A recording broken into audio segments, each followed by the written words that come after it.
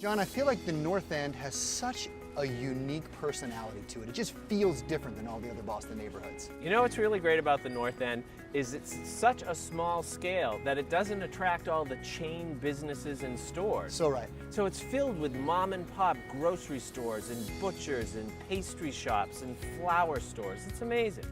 When I think of the North End, it feels like a true neighborhood. Here we are just off of Hanover Street, and you've got every type of coffee shop and pastry shop and restaurant available to you. How cool is this?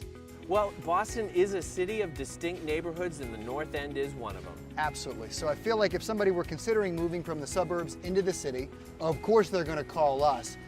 They got to consider the North End, don't they? They should absolutely consider the North End. It's got great restaurants, great shopping, and great proximity to the waterfront. They'd be crazy not to check it out. All righty. You want to go take a walk? Let's go check out some of those businesses. All right.